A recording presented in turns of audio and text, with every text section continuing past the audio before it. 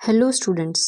70th BPSC mains की हमारी तैयारी चल रही है। हम लोग 68th के ज्योग्राफी पेपर को कवर कर रहे हैं और आज हम लोग इसको कंटिन्यू करेंगे 68th के पेपर को। आज का वीडियो आप लोग के लिए बहुत इंपॉर्टेंट होने वाला है क्योंकि आज बहुत सारे कॉन्सेप्ट आपके ज्योग्राफी के क्लियर होंगे और ऐसा टॉपिक क्लियर किया जाएगा जो 70th में उससे क्वेश्चन जो है वो ज़रूर पूछा जाएगा। तो आप लोग पूरा वीडियो ज़रूर देखिएगा। चलिए हम लोग वीडियो स्टार्ट करते हैं। स्टार्ट करने से पहले मैं आपको अपने बारे में बता देती हूँ। मैंने अभी तक 3 बार बीपीएससी एग्ज़ाम को क्लियर किया है और अभी मैं असिस्टेंट कमिश्नर स्टेट टैक्स के पोस्ट पर पदस्थापित हूँ। इसके पहले मैंने ब्लॉक डेवलपमेंट ऑफिसर के पोस्ट पर भी कार्य किया है। चलिए हम लोग वीडियो स्टार्ट करते हैं। कल हम लोग 31 नंबर तक किए थे। आज हम लोग 30 नंबर से जो है इसको कंटिन्यू करेंगे। तो देखिए 30 नंबर क्वेश्चन कह रहा है विच of the following affects the normal flow of Indian monsoon. ठीक है, इंडियन मॉनसून जो है ये आपको पूछा जाएगा।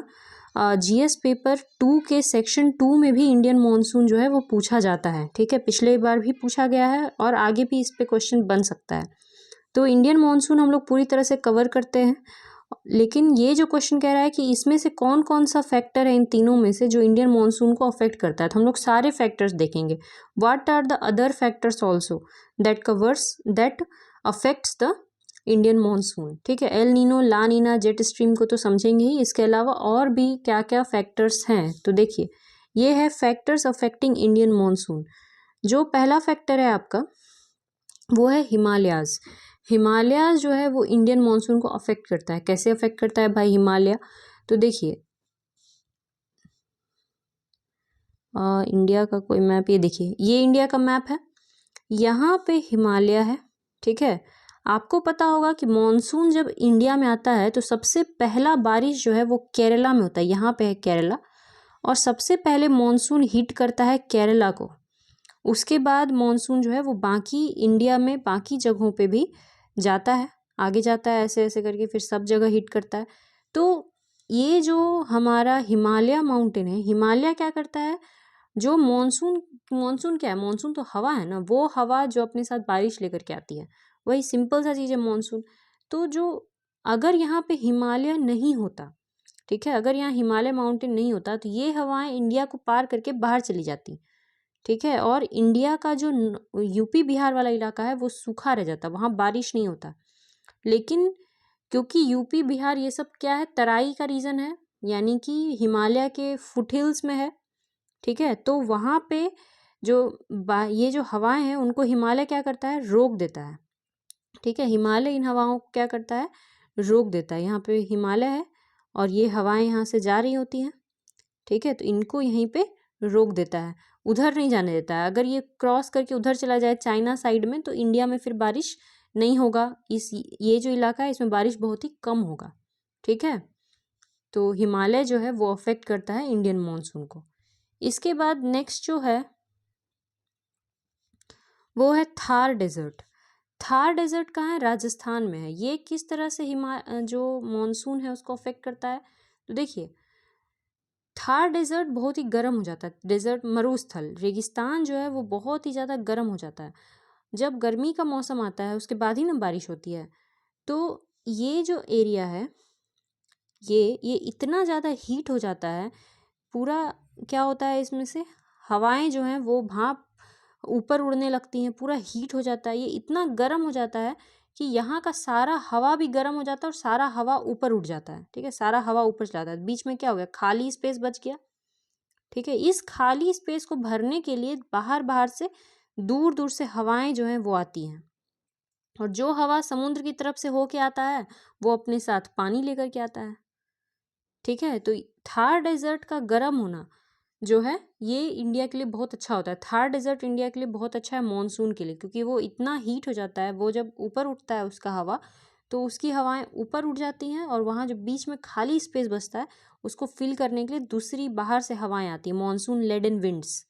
ठीक है, मॉनसून लेडन विंड्स, और फिर पूरे इंडिया में बारिश होती है। तो इसीलिए थार डेजर्ट जो है वो अफेक्ट करता है इंडियन मॉनसून को। जितना अधिक हीट होगा उतना अधिक क्या होगा, बारिश होगा। नेक्स्ट जो है जो अफेक्ट करता है वो है तिब्बत। तिब्बत का पठार। ठीक है, तिब्बत का पठार, तिब्बत का पठार जो है ये भी इंडियन मॉनसून को बहुत ज़्यादा अफेक्ट करता है। सेम जैसे थार डेजर्ट गर्म होता है वैसे ही तिब्बत का पठार, देखिए आपको पता होगा, दुनिया की छत बोलते हैं इसको। तिब्बत का पठार पामीर का पठार भी कहा जाता है और इसको कहते हैं दुनिया का छत। ये भी बहुत ज़्यादा अफेक्ट करता है। ये कहाँ पे होता है? ये यहाँ पे होता है, ठीक है, इस इलाके में है तिब्बत, इंडिया के ऊपर में है, इधर है तिब्बत। तो तिब्बत जो है ना वो भी उसी तरह से गर्म हो जाता है और गर्म होकर के जो हवाएं हैं उसको अट्रैक्ट करता है, मॉनसून लेडन विंड्स को अट्रैक्ट करता है अपनी तरफ, क्योंकि उसके ऊपर की जो हवाएं हैं वो उड़ जाती हैं, बीच में खाली जगह बच जाता है। ठीक है, नेक्स्ट है ITCZ। नेक्स्ट क्या है आपको? ITCZ क्या होता है? देखिए इसका फुल फॉर्म है इंटर ट्रॉपिकल कन्वर्जेंस जोन। ठीक है, पूरा का पूरा मॉनसून सिस्टम जो है वो इसी पर आधारित होता है, ITCZ पर, इंटर ट्रॉपिकल कन्वर्जेंस जोन। ठीक है, आप लोग एक नोट्स लेके बैठिएगा और उसमें नोट करते जाइएगा जो भी चीज़ पढ़ रहे हैं। ये है देखिए वर्ल्ड में 0 डिग्री यहाँ पे हो गया इक्वेटर, ये हो गया 30 डिग्री, यहाँ नीचे हो गया 30 degree, 30 degree north and 30 degree south. तो 30 डिग्री से एक हवा चलता है 0 डिग्री की तरफ, माने इक्वेटर की तरफ, उस हवा को बोलते हैं ट्रेड विंड, व्यापारिक पवने। ठीक है, ट्रेड विंड, ऐसा कुछ नहीं है कि ये कोई व्यापार करता है, बस इसका नाम है ट्रेड विंड। तो ये नॉर्थ में इस तरह से इक्वेटर की ओर आता है और साउथ में भी इस तरह से इक्वेटर की तरफ जाता है। इसको ऊपर वाले को कहेंगे north east trade wind. North east क्यों? क्योंकि इस दिशा में इस तरह आ रहा है, और ये जो दिशा ये क्या है? नॉर्थ और ईस्ट के बीच वाला दिशा है, इसीलिए नॉर्थ ईस्ट। और नीचे वाला इधर से जा रहा है, तो इधर से जा रहा है मतलब साउथ ईस्ट। तो ऊपर वाले को कहेंगे नॉर्थ ईस्ट ट्रेड विंड और नीचे वाले को कहते हैं साउथ ईस्ट ट्रेड विंड। अब ये हवाएं जो है ये सीधा सीधा भी तो आ सकता था, ऐसे ऐसे, ये टेढ़ा टेढ़ा ऐसे घूम क्यों जा रहा है? ठीक है, इसको आना चाहिए ऐसे, तो ये ऐसे क्यों हो जा रहा है? तो हवाएं अपने दाहिने तरफ मुड़ जाती हैं, दाहिने तरफ। अगर उधर से कोई चीज़ आ रहा है और इधर मुड़ गया, मतलब राइट हैंड साइड मुड़ गया, नॉर्थ हेमिस्फेयर में। उत्तरी गोलार्ध में हवाएं अपने दाहिने ओर मुड़ती हैं और दक्षिणी गोलार्ध में हवाएं किधर मुड़ती हैं? बाईं तरफ मुड़ती हैं। ठीक है, साउथ में हवाएं किधर मुड़ी हुई हैं? सब हवा बायां ओर मुड़ा हुआ है। ये क्यों होता है? क्यों हवा जो है वो अपने उत्तर में अपने दाहिने तरफ और साउथ में अपने बाएं ओर मुड़ता है? इसको बोलते हैं कोरियोलिस फोर्स। याद कर लेना, Coriolis force. Due to Coriolis force हवाएं उत्तरी गोलार्ध में अपने दाहिने ओर मुड़ती हैं और दक्षिणी गोलार्ध में, साउदर्न हेमिस्फेयर में, अपनी बाईं ओर मुड़ती हैं। ठीक है, और इक्वेटर पे कोरियोलिस फोर्स 0 होता है, इक्वेटर पे कोई कोरियोलिस फोर्स नहीं होता है। ठीक है, ये तो समझ गए कि हवा आ रहा है इस तरह से, उधर से भी हवा आ रहा है और इधर से भी हवा जा रहा है, और जब दोनों हवा मिलेगा, ये हवा और ये हवा मिलता है, टकराता है, तो टकरा के क्या होता है? ऊपर उठ जाता है। यहाँ पर इक्वेटर पे हवाएं ऊपर की ओर उठ जाती हैं। ठीक है, इक्वेटर पे हवाएं ऊपर उठ जाती हैं और वो जो एरिया उसको बोलते हैं inter tropical convergence zone. Converge हुआ, दोनों तरफ से हवाएं आके क्या हुई? कन्वर्ज हुई, तो कहेंगे इंटर ट्रॉपिकल कन्वर्जेंस जोन। उस एरिया को डोल्ड्रम भी कहा जाता है, याद कर लीजिए, डोल्ड्रम। 0 डिग्री को डोल्ड्रम भी कहते हैं। 0 डिग्री पे कोई कोरियोलिस फोर्स नहीं होता है। ठीक है, और हवाएं सीधा ऊपर उठ जाती हैं, तो इसको क्या कहते हैं? ITCZ, doldrum. अब क्या होता है कि जब गर्मी का मौसम आता है, समर आता है, तो धीरे धीरे सूरज का जो रोशनी होता है वो क्या होता है? ऊपर की तरफ बढ़ता है। आप जानते हैं कि इंडिया कहाँ है? इंडिया यहीं पे है। ठीक है, उत्तरी गोलार्ध में है इंडिया। तो गर्मी में क्या होता है? धीरे धीरे, जैसे हम लोग बोलते हैं दही चूड़ा के बाद उत्तरायण शुरू होता है, आप लोग सुने होंगे उत्तरायण, माने उत्तर की ओर सूरज जो है वो उत्तर की ओर जा रहा है। जब सूरज उत्तर की ओर जाता है, ऊपर जाता है नॉर्थ की तरफ, तो यहाँ पे गर्मी जो है वो बढ़ने लगता है इस एरिया में। ठीक है, गर्मी बढ़ने लगेगा धीरे धीरे, और ITCZ जो है वो शिफ्ट होगा ऊपर की तरफ। ठीक है, ITCZ क्या होगा? ऊपर की तरफ जाएगा। अब साउथ का जो विंड है वो इक्वेटर को पार करके नॉर्थ में जाने लगेगा, ऐसे ऐसे जाएगा। देखो कैसे जाएगा, ऐसे जा ही रहा है, पार करके ऐसे जाने लगेगा, ऐसे। और मान लीजिए कि यहाँ पे इंडिया है, यहाँ पे है इंडिया, तो ऐसे ऐसे जाएगा और इंडिया में घुसेगा हवा बन के। कौन सा हवा? Monsoon wind. ठीक है, मॉनसून बन के इस तरह से इंडिया को हिट करेगा। समझ में आया? ऐसे जा रहा है, ऐसे मुड़ेगा। मुड़ेगा क्यों? कोरियोलिस फोर्स के कारण, और इंडिया को हिट करेगा। ठीक है, इसको आप लोग को यहाँ भी दिखा दें। ये देखो, हवा जो है वो इस तरह से आके इंडिया को हिट करता है अरब सागर में, और इधर से। तो ये हवा कहाँ से आया है? नीचे से। ठीक है, नीचे से आया है, साउथ की तरफ से, इक्वेटर को क्रॉस करके, और जाके उसको हिट करता है। तो ये जो है किसके कारण हुआ? क्योंकि सन जो है वो गर्मी में ऊपर की तरफ मूव किया, नॉर्थ की तरफ। जब सन ऊपर की तरफ मूव किया तो ITCZ भी ऊपर की तरफ मूव किया। ITCZ का मूव करने का मतलब कि नीचे से साउथ की हवा, ऊपर से नॉर्थ की हवा, दोनों का टकराने का जो जगह है डोल्ड्रम यानी ITCZ, वो भी ऊपर की तरफ मूव किया। और जब एकदम पीक गर्मी होता है ना, 21 जून या 22 जून को जो बोलते हैं हम लोग की सबसे बड़ा दिन होता है, उस दिन जो ITCZ है वो एकदम इंडिया के बीचों बीच रहता है, कर्क रेखा के आसपास। आपको पता होगा कि सन जो है ना वो कर्क रेखा टू मकर रेखा मूव करता रहता है। ठीक है, तो कर्क रेखा के पास पहुंच जाता है और गर्मी बहुत ही ज़्यादा बढ़ जाती है, और उसी समय फिर वो खींचता है, साउथ की ट्रेड विंड को खींचता है अपनी तरफ। ठीक है, साउथ से, और फिर मॉनसून आता है इंडिया में। तो ये हो गया आपका ITCZ। इसके बाद जो नेक्स्ट है जो अफेक्ट करता है वो है एंटी ट्रेड। एंटी ट्रेड क्या होता है? अभी जो हम लोग बात किए कि जो पामीर का पठार है, या जो आपका ये है थार डेजर्ट है, ये एकदम जब गर्म हो जाता है, थार डेजर्ट गर्म हो गया, गर्म हुआ तो हवा ऊपर उठा, पामीर का पठार भी गर्म हो गया, यहाँ से भी हवा ऊपर उठा। तो जब हवा ऊपर उठता है तो हवा गया कहाँ ऊपर उठ के?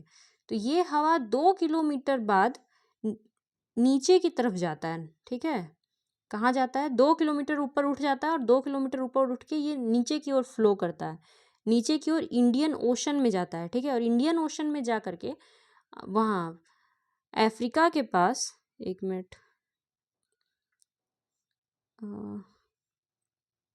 ये वाला मैप देखो, नहीं ये नहीं, यही वाला मैप देखिए। यहाँ पे, यहाँ से उठा हवा इंडिया में थार डेजर्ट के आसपास और पामीर के पठार से, फिर नीचे गया, और अफ्रीका में यहाँ पे है मदगास्कर, मैप में देखना मदगास्कर है, वहाँ पे एक प्लेट्यू है, मैस्करनी हाईलैंड बोलते हैं उसको, मैस्करनी प्लेट्यू या मैस्करनी हाईलैंड। वहाँ जा करके वो ड्रॉप डाउन हो जाता है, वो हवा हाई प्रेशर बनाता है। मतलब नीचे जब हवा जब नीचे गिरेगा तो कहेंगे लो प्रेशर, और हवा जब ऊपर जाएगा तो कहेंगे हाई प्रेशर। तो हवा जो है वो यहाँ पे नीचे की ओर डिसेंड करता है। ठीक है, जब नीचे की ओर डिसेंड करता है तो फिर उसके बाद फिर यहाँ से वो ट्रेड विंड के साथ जुड़ करके, साउथ के ट्रेड विंड के साथ, और मानसून बन जाता है। तो ये जो 2 किलोमीटर ऊपर उठ के हवा जो नीचे की ओर आया, ये जो एरिया है इसी को बोलेंगे एंटी ट्रेड। ये जो हवा है इसको बोलेंगे एंटी ट्रेड, मतलब ट्रेड के उल्टा बह रहा है ना। ट्रेड विंड कैसे बहता है, और ये ट्रेड विंड के उल्टा बह रहा है। देखिए, ट्रेड विंड यहाँ पे बह रहा है इधर से इधर, ये ट्रेड विंड ऐसे जा रहा है जब इसको बारिश करना है इंडिया में, और वो कैसे आएगा? हवा ऊपर से ऐसे ऐसे आके नीचे यहाँ पे डाउन करेगा। तो ये ट्रेड विंड के उल्टा बह रहा है, इसीलिए इसको बोलते हैं एंटी ट्रेड। ठीक है, व्यापारिक किरणों के उल्टा बह रहा है। तो ये हो गया एंटी ट्रेड विंड, 2 किलोमीटर ऊपर बहता हवा चलती है ये वाली, और ये भी मॉनसून को और ज़्यादा पुश करता है। नेक्स्ट है जेट स्ट्रीम। जेट स्ट्रीम क्या होता है? देखिए, इंडिया में विंटर में भी रेनफॉल होता है। ऐसे तो जनरली हम लोग जानते हैं कि गर्मी में बारिश होती है, मगर कभी कभी ठंड में भी बारिश होती है। ठीक है, ठंड में जो बारिश होती है वो कहाँ होता है? हर जगह तो होता नहीं है वो ठंड वाला बारिश। वो ठंड वाली बारिश इंडिया में मुख्य रूप से, जैसे जम्मू कश्मीर, हिमाचल, उत्तराखंड, उधर आप जाइएगा तो बर्फबारी के रूप में होता है। ठीक है, वो बारिश बर्फबारी के रूप में होता है। और एक जगह साउथ में, तमिलनाडु में कोरोमंडल कोस्ट पर भी जो है ठंड में बारिश होती है। ठीक है, तो यहाँ जो ये बर्फबारी होता है, यानी बारिश जो होती है जम्मू कश्मीर साइड में, वो क्यों हो रहा है? वो हो रहा है क्योंकि धरती से ऊपर 11-12 किलोमीटर ऊपर एक हवा चल रहा है जिसको बोलते हैं जेट स्ट्रीम। और क्योंकि ये हवा वेस्ट की तरफ से आ रहा है, इधर वेस्ट है इधर ईस्ट है, तो ये हवा देखिए इधर की ओर चल रहा है, वेस्ट की तरफ से आ रहा है, इसलिए इसको बोलते हैं वेस्टर्ली जेट स्ट्रीम। क्या बोलते हैं, वेस्टर्ली जेट स्ट्रीम। और ये हवा वेस्ट की तरफ से मॉइस्चर लेकर के आता है, कहाँ से, मेडिटेरेनियन सी से। यहाँ पे है मेडिटेरेनियन सी, यहाँ देखो लिखा है मेडिटेरेनियन सी। यहाँ से होते हुए ये हवा इंडिया में आता है, बहुत लंबा सफ़र करता है, मेडिटेरेनियन, ब्लैक सी, कैस्पियन सी, सभी समुद्रों के ऊपर से होते हुए जब ये इंडिया में आता है तो इंडिया में हिमालय से टकरा जाता है और टकरा के बर्फबारी जो है वो करने लगता है। ठीक है, तो ये हो गया आपका, इसको वेस्टर्न डिस्टर्बेंस भी बोलते हैं या फिर वेस्टर्ली जेट स्ट्रीम भी बोलते हैं। ठीक है, वेस्टर्न डिस्टर्बेंस या फिर वेस्टर्ली जेट स्ट्रीम। ये हो गया, 11 से 12 किलोमीटर ऊपर चलता है आसमान में। और एक होता है ईस्टर्ली जेट स्ट्रीम, जो ईस्ट की तरफ से चलता है। ठीक है, ईस्टर्ली जेट स्ट्रीम इंडिया के ऊपर, ये ईस्ट की तरफ से चलता है ये। ठीक है, इसको बोलेंगे ट्रॉपिकल ईस्टर्ली जेट स्ट्रीम। ये दोनों अफेक्ट करता है मॉनसून को। इसके बाद नेक्स्ट है एल नीनो, जिस पर क्वेश्चन ही पूछा गया था, एल नीनो, ला नीना। ठीक है, एल नीनो, ला नीना और जेट स्ट्रीम। जेट स्ट्रीम तो ये बता दिया, एल नीनो ला नीना बता देते हैं, वॉकर सर्कुलेशन। देखिए ये मैप है वर्ल्ड का, यहाँ पे है साउथ अमेरिका, ऊपर में है नॉर्थ अमेरिका, यहाँ पे है एशिया, इंडिया ही उधर होगा, और यहाँ पे है ऑस्ट्रेलिया। तो नॉर्मल कंडीशन में हम लोग पढ़े थे कोल्ड करंट, वार्म करंट, सब हम लोग पढ़ चुके हैं। तो नॉर्मल कंडीशन में यहाँ पे पेरू का एक करंट है, यहाँ पे एक देश है पेरू, साउथ अमेरिका में एक देश है पेरू। तो वहाँ पे एक करंट है, ओशन करंट, जो है कोल्ड वाटर करंट। ठीक है, पेरूवियन एक कोल्ड वाटर करंट है, इसको हम्बोल्ट करंट भी बोलते हैं। तो यानी कि यहाँ पे पानी क्या रहेगा, ठंडा, पानी ठंडा, तो हवा भी क्या रहेगा, ठंडा। ठंडा का मतलब हाई प्रेशर। हवा जब ऊपर उठता है तब ना प्रेशर खत्म होता है, लो प्रेशर हो जाता है। हवा नीचे है मतलब हाई प्रेशर। और यहाँ पे क्या रहेगा, वार्म करंट। वार्म करंट मतलब यहाँ पे है लो प्रेशर। लो प्रेशर माने हवा क्या हुआ, ऊपर उठ गया। हवा ऊपर उठ गया तो यहाँ की हवा इसको भरने के लिए इधर जाएगा, पेरू से ऑस्ट्रेलिया की ओर हवा मूव करेगा। और जब मूव करेगा हवा तो अपने साथ क्या लेके आएगा, पानी के साथ बादल बनाते हुए लेके आएगा, और यहीं पे ऑस्ट्रेलिया के पास बरसेगा। ठीक है, और ऑस्ट्रेलिया का हवा जो है वो ऊपर उठ गया, ऊपर उठ के इधर गया, यहाँ डिसेंड हुआ, नीचे गया, फिर यहाँ से यहाँ गया, फिर ऊपर उठा, फिर इधर गया। ये एक सर्कुलेशन बना रहा है जिसको बोलते हैं वाकर सर्कुलेशन। Walker circulation. ठीक है, ये नॉर्मल केस है, नॉर्मल ईयर में ऐसा ही होता है, और इससे इंडिया के मॉनसून को कुछ इफेक्ट नहीं होता, मतलब ठीक ठाक मॉनसून होता है, ना मॉनसून कम होगा ना ज़्यादा होगा, नॉर्मली चलेगा। लेकिन अगर किसी साल एल नीनो हो जाए, एल नीनो में सभी चीज़ उल्टा हो जाता है। उल्टा का मतलब ये होता है कि पेरू में जहाँ पे होना चाहिए कोल्ड करंट, वहाँ पे क्या हो जाता है, वार्म, पानी गर्म हो जाएगा अचानक से। ठीक है, वार्म करंट। और यहाँ पे ऑस्ट्रेलिया में क्या होगा, क्योंकि यहाँ पे गर्मी बढ़ गई, गर्मी बढ़ने के कारण यहाँ का हवा ऊपर उठने लगा, हवा ऊपर हुआ तो बीच में खाली जगह हुआ, तो ऑस्ट्रेलिया से जो है हवाएं चल के इधर आ जाएंगी, जबकि ऐसा होना नहीं चाहिए। होना चाहिए ये चीज़, पेरू से हवा ऑस्ट्रेलिया जाना चाहिए, मगर यहाँ क्या होगा, ऑस्ट्रेलिया से हवा जो है वो पेरू जाने लगेगा, और यहाँ पे हवा सब ऊपर उठने लगेगा, क्योंकि यहाँ गर्मी है। गर्मी है तो हवा भाप बन के ऊपर जा रहा है, और इधर से इधर फिर मूव करेगा, फिर यहाँ गिरेगा, फिर ऐसे होगा, यानी कि ये उल्टा वाकर सर्कुलेशन हो गया। ठीक है, उल्टा वाकर सर्कुलेशन हो गया, ये है एल नीनो ईयर। अगर ऐसा होता है कि हवाएं ऑस्ट्रेलिया से इधर जाती है, अब बताओ कि यहाँ पे इंडिया कहाँ है, इंडिया तो दिख नहीं रहा आपको, लेकिन आप बता सकते हैं कि इंडिया इस साइड में कहीं पे होगा, यहाँ कहीं इंडिया होना चाहिए। तो इंडिया के साइड क्या होगा कि हवाएं तो सारा खींच रहा है कौन, पेरू, सारा हवा पेरू खींच रहा है, तो इंडिया का जो मॉनसून हवा है, जो मॉनसून बन के जाना है, वो भी पेरू खींच लेगा। तो इंडिया में क्या होगा, बारिश कम होगा। एल नीनो ईयर जिस साल पड़ेगा उस साल इंडिया में सूखा पड़ जाता है, बहुत कम बारिश होता है। ठीक है, इसीलिए आप लोग देखेंगे कि कभी कभी इंडिया में बारिश अच्छा होता है, तो कभी कभी किसी किसी साल बारिश नहीं आता है। तो बहुत सारी चीज़ें हैं जो बारिश को, यानी कि मॉनसूनी हवाओं को अफेक्ट करती हैं। तो एक है एल नीनो, जिस साल एल नीनो इफेक्ट क्रिएट हो गया, यानी कि पेरू अचानक से गर्म हो गया, तो उस साल सारी हवाएं पेरू की तरफ चली जाती हैं, और इंडिया में बारिश नहीं होती है, होता है थोड़ा बहुत हल्का फुल्का। ठीक है, ये है एल नीनो। और ला नीना क्या है, ला नीना भी समझ लो। नॉर्मल ईयर में ही ला नीना जो है ना, वो नॉर्मल ईयर को ही ला नीना बोलते हैं। मतलब ला नीना में बहुत स्ट्रॉन्ग विंड जो है वो पेरू से आएगा, ठीक है। ऑस्ट्रेलिया में गर्मी बहुत ज़्यादा रहेगा, हवाएं ऊपर उठेंगी, पेरू से बहुत स्ट्रॉन्ग विंड आएगा, बहुत ज़्यादा, नॉर्मल से भी ज़्यादा। तो ये हवाएं फिर इधर भी जाएंगी इंडिया तरफ, और इंडिया का जो मानसून है उसको और ज़्यादा मजबूत करेगी। तो ला नीनो ईयर में इंडिया में बाढ़ आ सकता है, बारिश बहुत ही ज़्यादा हो सकती है। ला नीना में बाढ़ आ सकता है और एल नीनो ईयर में सूखा पड़ सकता है, ठीक है। और वाकर सर्कुलेशन बता दिए आप लोग को। इसके बाद एक और लास्ट बचता है, वो है सदर्न ऑसिलेशन। देखो सिर्फ मॉनसून कराने में ही हम लोग का जो वीडियो है वो लगभग 20 मिनट का हो चुका है, लेकिन आज हम लोग का वीडियो भले लंबा हो जाए, हम लोग बहुत सारा टॉपिक जो है वो अच्छे से डिस्कस कर लेंगे। आप लोग नोट्स भी बनाते चलना, ठीक है। नेक्स्ट है हमारा सदर्न ऑसिलेशन। सदर्न ऑसिलेशन जो है ये क्या होता है, ये देखिए, ये वाला मैप में आइए,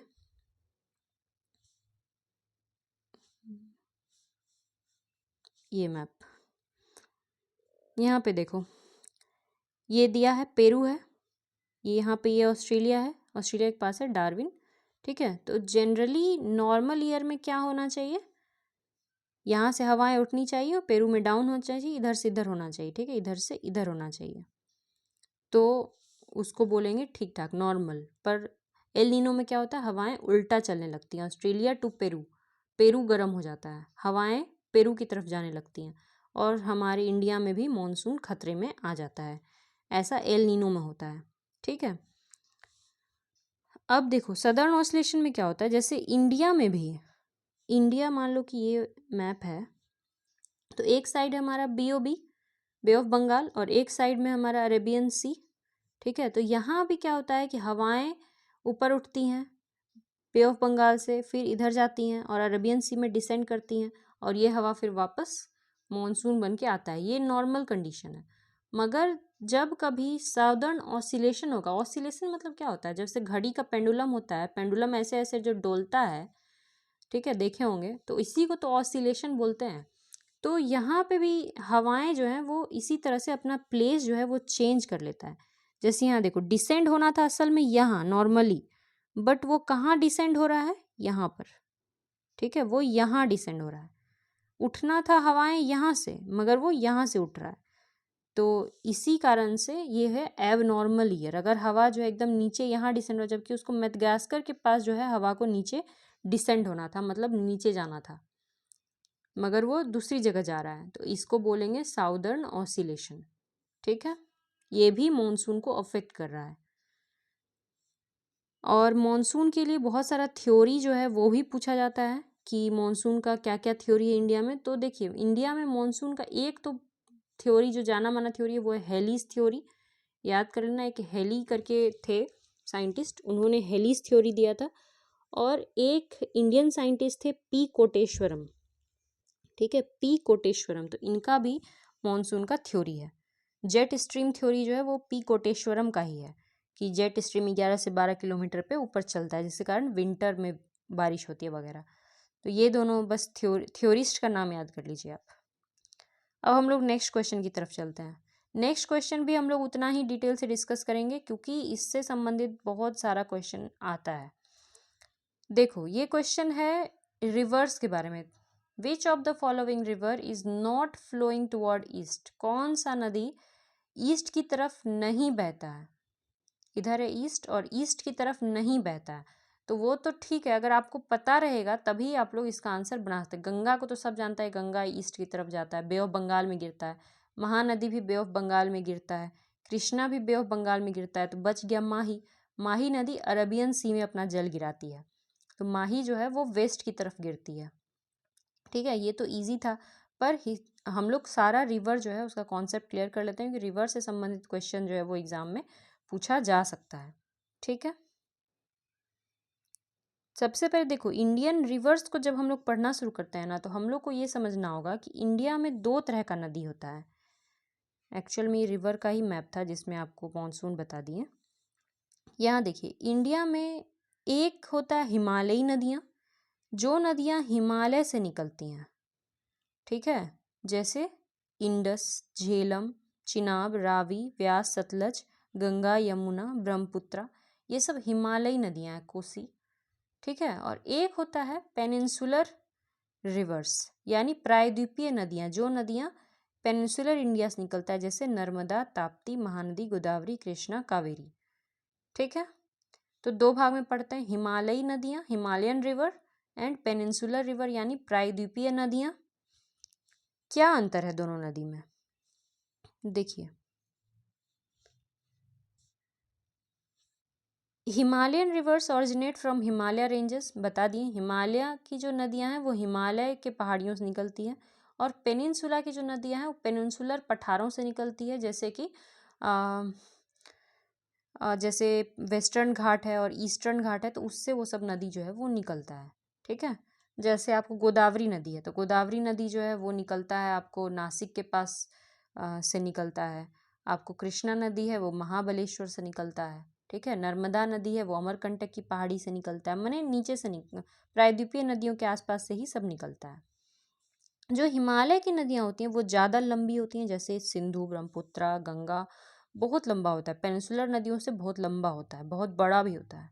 ठीक है, सबसे बड़ी नदी कौन सा इंडिया का? ब्रह्मपुत्रा। सबसे लंबी नदी गंगा। ये सब हिमालयी नदियाँ हैं। पेनिनसुलर नदियाँ कंपैरेटिवली छोटी होती हैं, स्मॉल होती हैं। ठीक है, हिमालयी नदियाँ have large basin and catchment area. हिमालयी नदियों का जो बेसिन होता है वो बहुत बड़ा होता है। बेसिन का मतलब कैसे? मान लो एक नदी है, तो वो नदी कहाँ कहाँ से पानी ले रहा है, जितना दूर दूर से मान लो पानी ले रहा है, ठीक है, जितना दूर दूर से पानी ले रहा है वो पूरा एरिया उसका क्या हो जाएगा? कैचमेंट एरिया, या उसको बेसिन कहेंगे, कैचमेंट एरिया या बेसिन। तो गंगा नदी का देखो बहुत बड़ा कैचमेंट एरिया है। ठीक है, ये देखो इन नदियों का, जैसे इंडस का इतना बड़ा कैचमेंट एरिया हो गया, गंगा का इतना बड़ा कैचमेंट एरिया है, ब्रह्मपुत्रा का तो बहुत बड़ा है, चाइना से होके आ रहा है, चाइना, इंडिया, बांग्लादेश।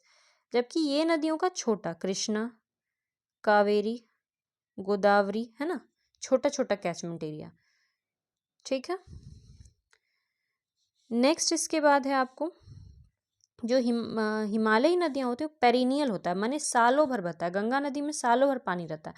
ठीक है, बरसात के दिनों में ज़्यादा बारिश, ज़्यादा पानी रहता है, और ठंड के दिनों में कम पानी रहता है, मगर सालों भर रहता है। कम कम मतलब ऐसा थोड़ी कि डुबाएगा नहीं, डुबा भी देगा, मतलब बहुत पानी होता है।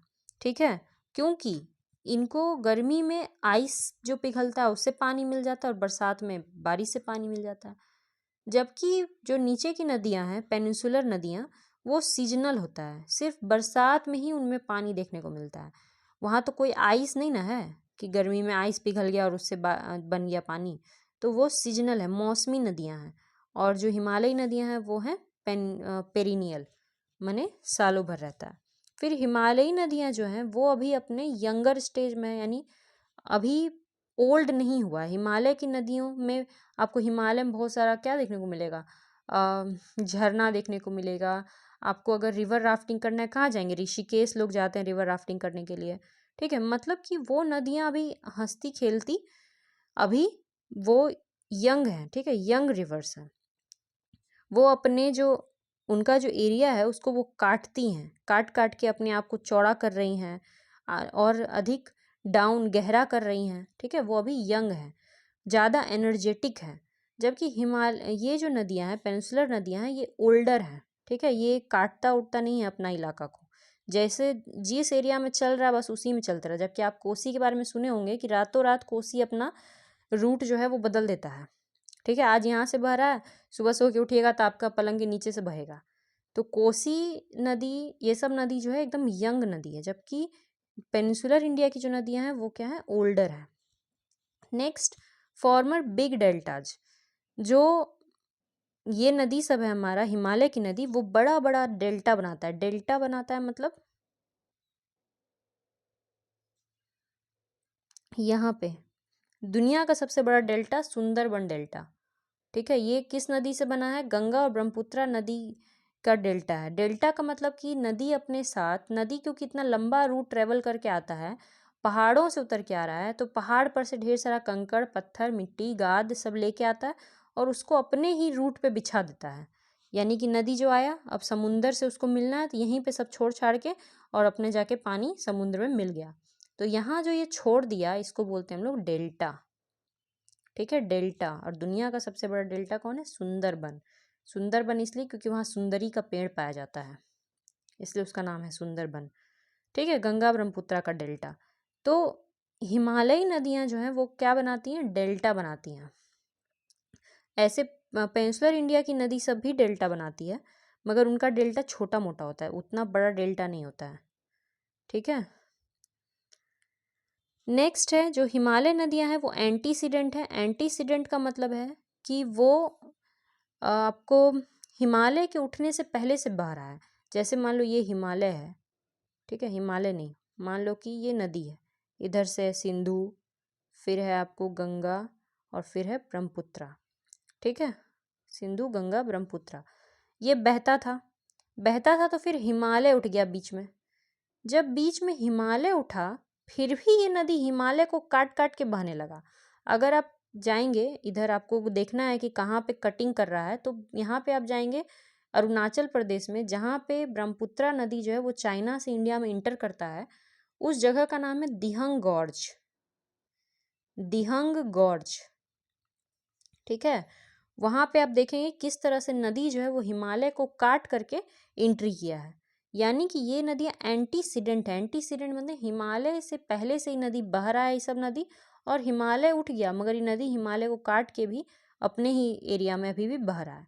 और ये जो नदी है प्रायद्वीपीय नदी, वो कॉन्सिक्वेंट रिवर है। कॉन्सिक्वेंट रिवर का मतलब होता है कि ऐसी नदियाँ जो हमेशा से मतलब जैसे बह रहा था वैसे ही बह रहा है, कोई उसके एरिया को कुछ भी नहीं किया है। ठीक है, वो सीधा सीधी बह रहा है। नेक्स्ट है हैव लार्ज फ्लड प्लेन, मतलब कि जो हिमालय की नदियां हैं उनका जब वो बाढ़ लाता है तो बहुत बड़ा एरिया में बाढ़ लाता है, बहुत ज़्यादा एरिया में लोग जो है वो उसके पानी से मतलब कि उसका पानी का इस्तेमाल कर रहे हैं।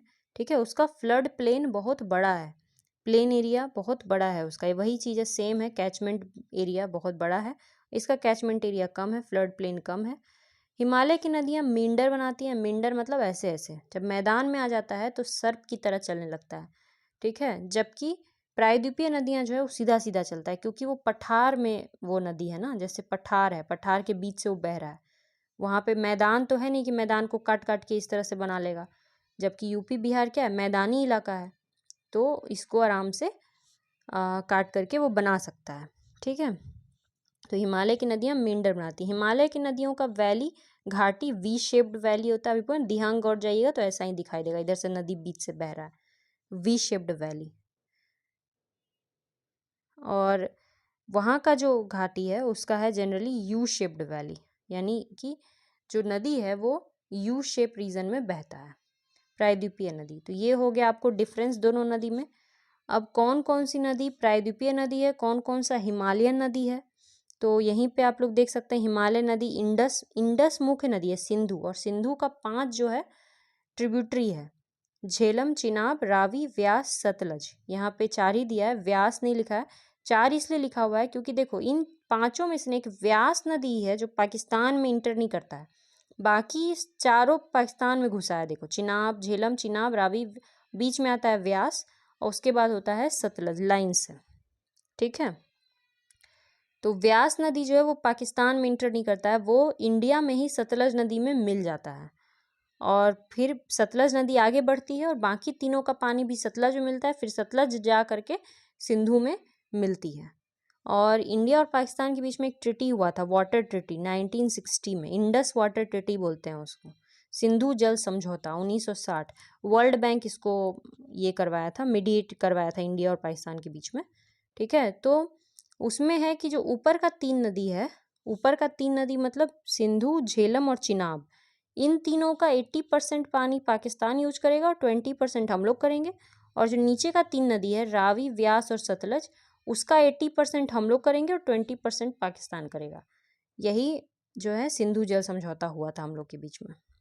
ठीक है, फिर ये नदी कहाँ कहाँ से आता है, जैसे सिंधु नदी जो है वो उसका उद्गम स्थल कहाँ है, तो मानसरोवर, मानसरोवर के पास एक चेमा योंगडुंग ग्लेशियर है, वहाँ से सिंधु नदी निकलता है चाइना में, चाइना से निकल के इंडिया, इंडिया से निकल के पाकिस्तान। फिर झेलम नदी, झेलम नदी तो जम्मू कश्मीर में ही निकलता है, शेषनाग झील के पास से। फिर चिनाब, ठीक है, फिर रावी और सतलज भी जो है वो मानसरोवर के पास से आता है। मानसरोवर के पास राकस ताल झील है, वहीं से आता है सतलज नदी, ठीक है। बाकी झेलम, चिनाब और रावी इंडिया में ही ओरिजिनेट होता है। इसके बाद आपको हो गया गंगा नदी, इसके बाद है ब्रह्मपुत्रा नदी, ठीक है। इसको हम लोग डिटेल में नेक्स्ट वीडियो में करते हैं। ज़्यादा क्वेश्चन हम लोग कवर नहीं कर पा रहे हैं क्योंकि हम लोग को डिटेल में करना है। एक दो क्वेश्चन करते हैं, फिर रिवर वाला डिटेल अगले वीडियो में ज़रूर करेंगे, ठीक है। एक दो क्वेश्चन अभी हम लोग देख लेते हैं पहले। ये देखो 28 नंबर, which of the following factor affect the location of industries. इन चारों में से कौन सा फैक्टर इंडस्ट्री के लोकेशन को अफेक्ट करता है, तुम लोग बताना। इंडस्ट्रियल लोकेशन हम लोग पढ़ चुके हैं, factors affecting the industrial location. तो चारों, इसका आंसर आप ही लोग बताना, ठीक है। और एक चीज़ याद करना, इंडस्ट्रियल लोकेशन थ्योरी जो है वो वेबर दिया था। वेबर एक थे थ्योरिस्ट, उन्होंने दिया था इंडस्ट्रियल लोकेशन थ्योरी कि इंडस्ट्री का लोकेशन कहाँ होना चाहिए। तो वेबर का थ्योरी भी हम लोग पढ़ेंगे, अभी बताते हैं शॉर्ट में। देखो वेबर का थ्योरी ये था ना कि कोई भी चीज़ जो है, जैसे मान लीजिए कि ये एक जगह है, यहाँ पे मिलता है आपको रॉ मटेरियल, और ये एक जगह है, यहाँ पे है मार्केट। तो इंडस्ट्री को आप कहाँ सेटअप करेंगे, रॉ मटेरियल के पास कि मार्केट के पास कि कहीं भी। तो अगर मान लेते हैं कि पेपर इंडस्ट्री है, पेपर बनाना है, पेपर क्या चीज़ से बनता है, लकड़ी से बनता है। यानी लकड़ी जो है वो होता है भारी और पेपर होता है हल्का। तो लकड़ी क्या है, रॉ मटेरियल है, और रॉ मटेरियल है भारी।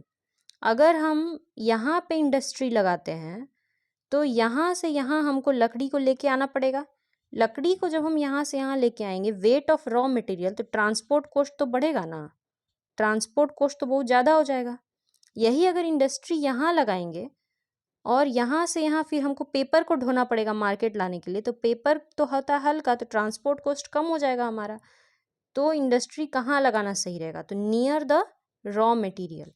अगर फाइनल प्रोडक्ट का वेट रॉ मटेरियल से कम होगा, ठीक है, जैसे पेपर का वेट लकड़ी से कम होता है, फाइनल प्रोडक्ट का वेट अगर रॉ मटेरियल से कम है तो हमको कहाँ लगाना चाहिए, रॉ मटेरियल के ही पास लगाना चाहिए। मतलब अगर रॉ मटेरियल भारी है तो रॉ मटेरियल के पास ही फैक्ट्री लगाओ, अगर फाइनल प्रोडक्ट भारी है तो मार्केट के पास लगाओ। ऐसा भी हो सकता है कि फाइनल प्रोडक्ट ही भारी हो, जैसे कॉटन से बनता है कपड़ा, तो कॉटन भारी की कपड़ा भारी है, कपड़ा फाइनल प्रोडक्ट है, तो कहाँ लगाना चाहिए, मार्केट के पास फैक्ट्री लगाइए फिर आप। और अगर दोनों का वेट सेम सेम है, रॉ मटेरियल का और फाइनल प्रोडक्ट का दोनों का वेट सेम सेम है, तो कहीं पे भी फैक्ट्री लगा दीजिए बीच में। तो ये जो फॉर्मूला था ये किसने दिया था, वेबर ने, वेबर का industrial location theory.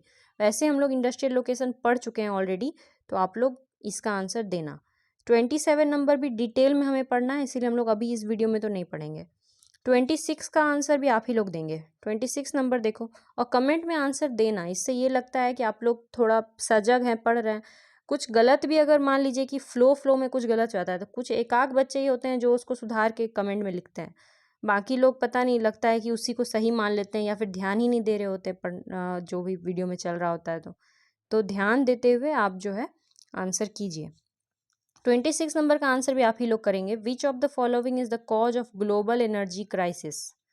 Global energy crisis, दुनिया में एनर्जी क्राइसिस हो रहा है। एनर्जी क्राइसिस का मतलब होता है कि इलेक्ट्रिसिटी देखिए कितना लाइन कटता है, कोल वगैरह जो है उसका ज़्यादा यूज हम लोग नहीं कर पा रहे हैं, ठीक है। एनर्जी क्राइसिस जो हो रहा है इसका कारण क्या है, तो इंडस्ट्रियलाइजेशन, इतना ज़्यादा फैक्ट्री लगा देना, अर्बनाइजेशन, शहरीकरण, और ट्रांसपोर्टेशन, इतना ज़्यादा गाड़ी मोटर ये सब जो चल रहा है। तो इसका आंसर आप लोग करना। नेक्स्ट आप 25 नंबर का भी आंसर कर सकते हैं। 25 नंबर क्वेश्चन कह रहा है कि which of the following continent is the richest in regard to forest resource. जंगल सबसे ज़्यादा कहाँ है, किस कॉन्टिनेंट में है, Africa, Asia, North America, South America.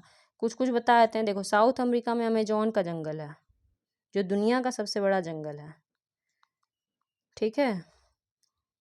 तो अब इस हिसाब से सोच लो कि जंगल वन्य संसाधन जो है वो सबसे ज़्यादा कहाँ पे होगा।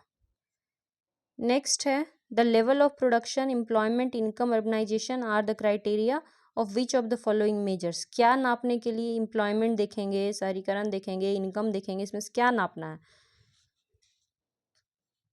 तो यहाँ पे लिखा है नेशनल इनकम, तो नेशनल इनकम के लिए तो सिर्फ इनकम से काम चल जाएगा, उसके लिए एम्प्लॉयमेंट देखने की क्या ज़रूरत है? अर्बनाइजेशन भी देखना है, तो इसमें भी आप सोच समझ के आंसर कर सकते हैं। देखिए इकोनॉमिक्स बहुत इजी चीज़ होता है, थोड़ा सा ध्यान लगा के इकोनॉमिक्स पढ़ेंगे तो आसानी से हो जाएगा। ठीक है, 23 नंबर भी हम लोग इसको करेंगे बाद में, क्योंकि इसको भी हम लोग को बहुत डिटेल में करना है। रिमलैंड थ्योरी क्या है ज्योग्राफी का, रिमलैंड थ्योरी, हार्टलैंड थ्योरी। ठीक है, 21 नंबर आप लोग बनाइएगा। A group of people with a common language, history, culture and geographic territory, मतलब कि लोगों का समूह जिनका कल्चर सेम हो, भाषा सेम हो, सब कुछ सेम हो, तो वो क्या कहलाता है? तो वो कहलाता है नेशन। ठीक है, राष्ट्र। लोगों का समूह जहाँ सब चीज़ सेम होता है वो कहलाता है राष्ट्र, उसको स्टेट नहीं कहते हैं। स्टेट किसको कहते हैं? तो स्टेट का कोई भी राज्य होने के लिए 4 चीज़ चाहिए, किसी भी जगह को राज्य बनने के लिए 4 चीज़ चाहिए होता है। वो 4 चीज़ क्या क्या है? पहला चीज़ है पॉपुलेशन, लोग चाहिए। बिना लोगों के राज्य तो होगा नहीं। मान लो कि कोई जंगल है या कोई टापू है, तो वो टापू को अगर राज्य बनाना है तो 4 चीज़ चाहिए। पहला चीज़ चाहिए वहाँ लोग चाहिए, दूसरा चीज़ चाहिए लोग आपस में मिलकर सरकार बना ले, मतलब एक गवर्नमेंट चाहिए। तीसरा चीज़ चाहिए टेरिटरी, माने क्षेत्र चाहिए, मतलब कोई जगह चाहिए। जैसे टापू तो जगह है ही, टापू तो टेरिटरी है ही। ठीक है, टेरिटरी। और चौथा चीज़ चाहिए संप्रभुत्व, सोवरेनिटी।